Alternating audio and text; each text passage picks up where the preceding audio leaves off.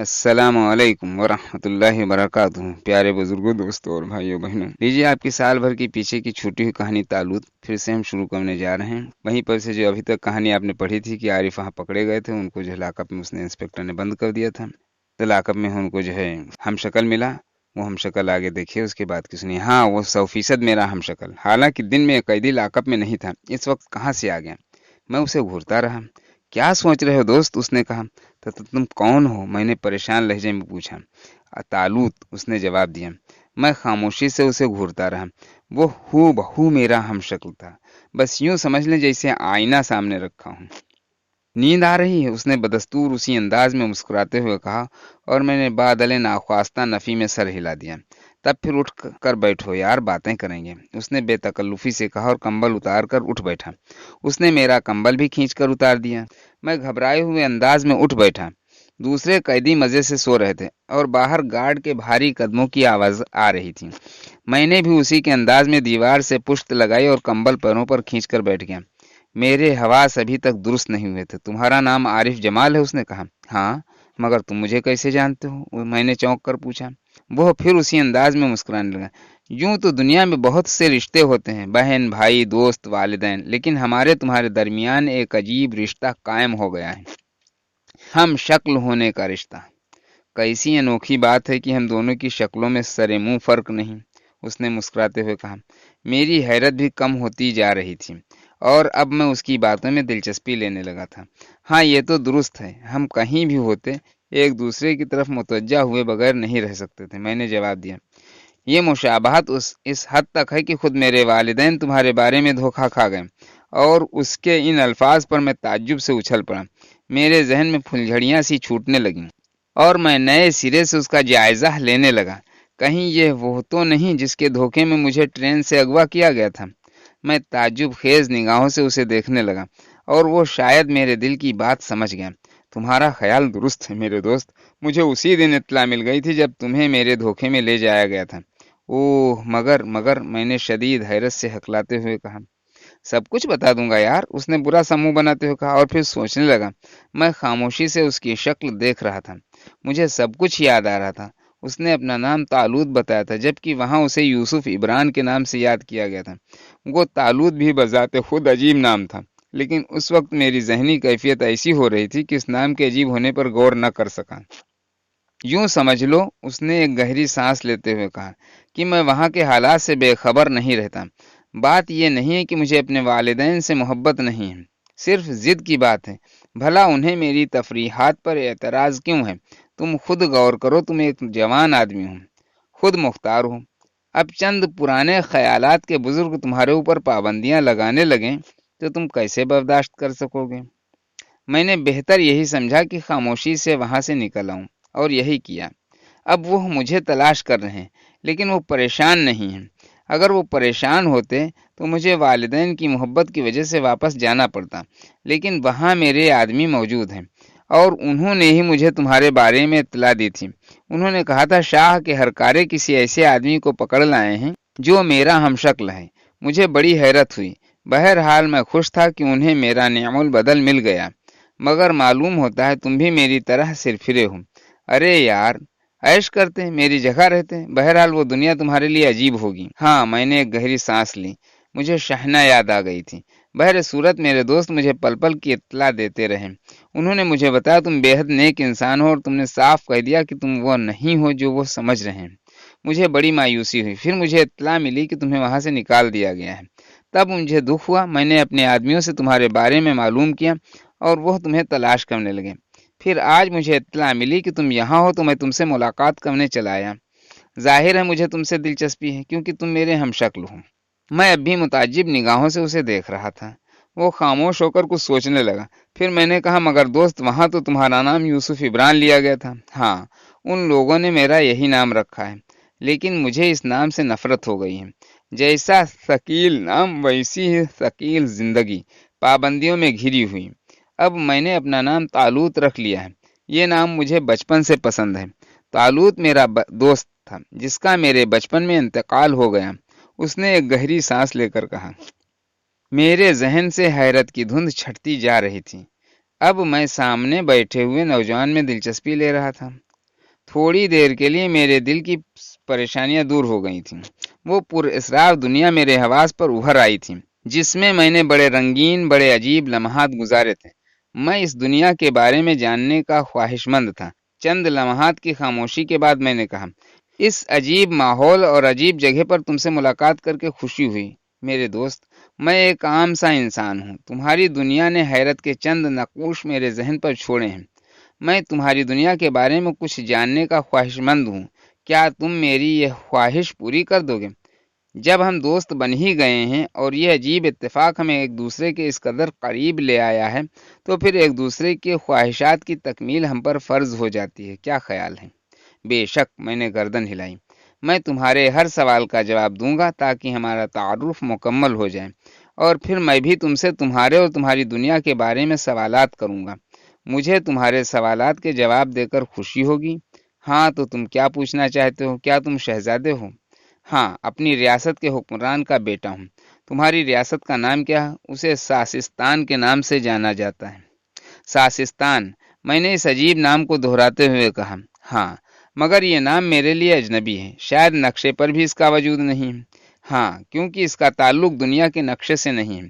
ہماری ریاستوں کے نقشے تمہاری دنیا سے الگ ہیں۔ کیوں؟ میں نے تعجب سے پوچھا۔ کیونکہ ہمارا تعلق تمہاری دنیا سے نہیں ہے۔ پھر کہاں سے ہے؟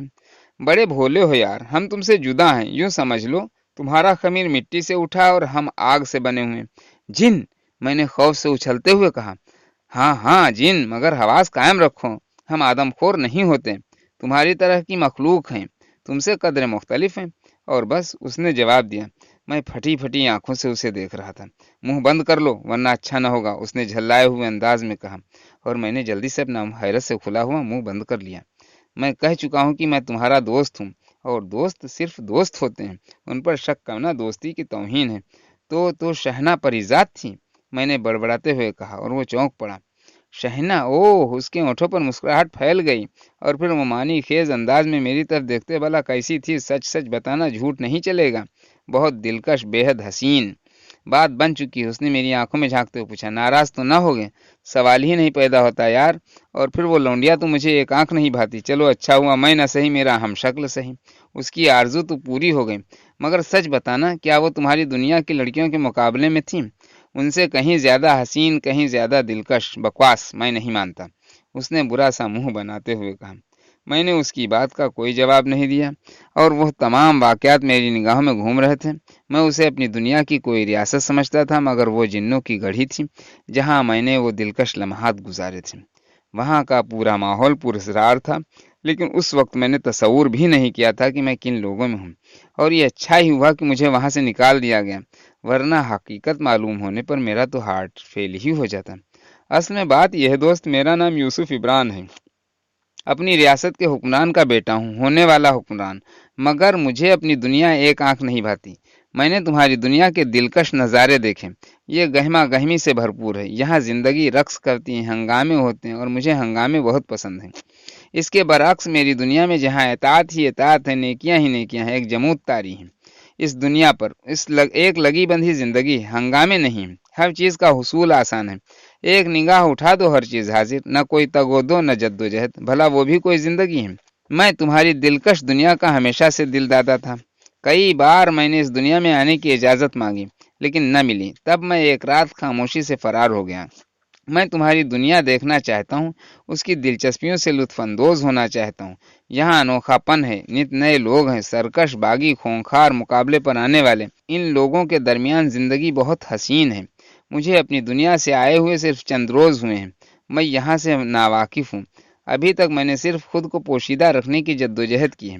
اب میں اس دنیا کو دیکھنا چاہتا ہوں۔ مجھے ایک دوست کی ضرورت ہے، ایک قابل اعتماد دوست جو میرے ساتھ رہے، مجھے اپنی دنیا سے پوری طرح روشناس کرائے۔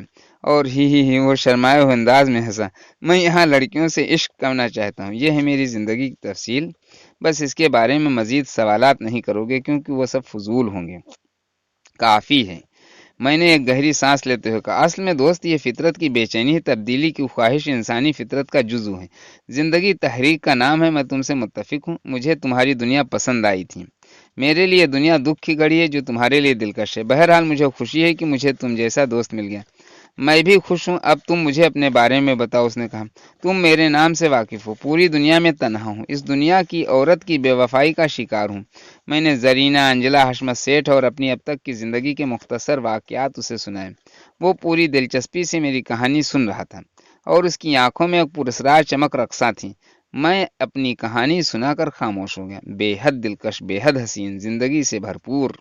वो मेरे खामोश होने के बाद एक गहरी सांस लेकर बोला और मैं उसे ताज्जुब से देखने लगा। वो ऐसी बेतुकी जिंदगी को हसीन कह रहा था जिसमें परेशानियों, दुखों के सिवा कुछ न था। तुम इस जिंदगी के हुस्न से नावाकिफ हो मेरे दोस्त, जबकि मुझे तुम्हारी इस दुनिया के जबकि मुझे तुम्हारी इस जिंदगी के तस्वुर से ही लुत्फ महसूस हो रहा, उसने फिर कहा और मैं जल गया। हाँ, कल जब ये पुलिस वाले मेरी रगों से खून निचोड़ेंगे तब मुझे मालूम होगा, वो मंजर भी तुम्हारे लिए दिलकश और जिंदगी से भरपूर होगा। मजाल है किसी की, उसने गुस्से से आंखें निकालते हुए कहा। तुम मेरे दोस्त हो, किसकी हिम्मत है कि मेरे दोस्त को कोई तकलीफ दे सके। रकम पुलिस को मिल गई, अब उसे क्या चाहिए।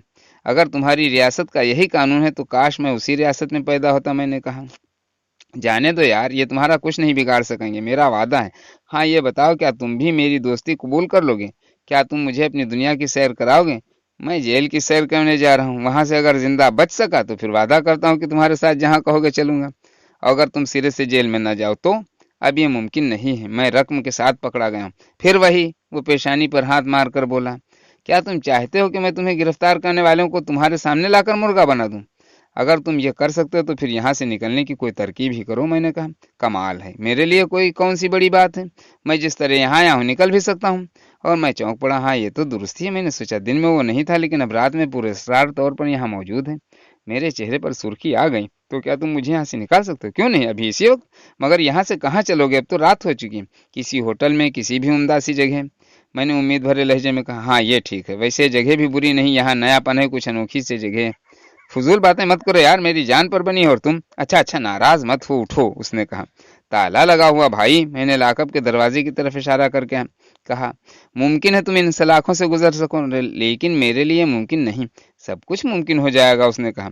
और फिर उसने सीटी बजाने वाले अंदाज में होंठ सिकोड़े और सांस अंदर खींचने लगा। मैं हैरत से उसकी हरकत देख रहा था। मैंने ड्यूटी पर मौजूद गार्ड को सलाखों की तरफ आते देखा, लेकिन उसके आने का अंदाज ऐसा लग रहा था जैसे तेज आंधी के झक्कड़ों के साथ खींचा चला रहा और अजीब से अंदाज में हाथ पांव मार रहा था, कदम जमाने की कोशिश कर रहा था। और फिर वो सलाखों और दरवाजों से टकराया और तालूत ने सलाख से हाथ बाहर निकालकर उसकी गर्दन पकड़ ली। आज की कहानी यहीं तक। इंशाअल्लाह इसके आगे की कड़ी अगली किस्त में सुनाऊंगा। बहुत ही जल्द आपके सामने वो किस्त पेश की जाएगी ना। तब तक के लिए आप दुआ में याद रखिए, और जिन्होंने चैनल सब्सक्राइब नहीं किया हो चैनल सब्सक्राइब कर लें। और अगर कहानी पसंद आपको आई हो तो इसको लाइक भी कर दीजिए, बेल आइकन का बटन भी दबा दीजिए। इसके अलावा कोई भी कीमती राय, कोई भी सुझाव मशवरा देना हो वो कमेंट बॉक्स में जा करके आप हमको भेज दीजिए, जिससे आपकी राय पर अमल हो सके और अच्छे से अच्छा हम आपको सुना सकें।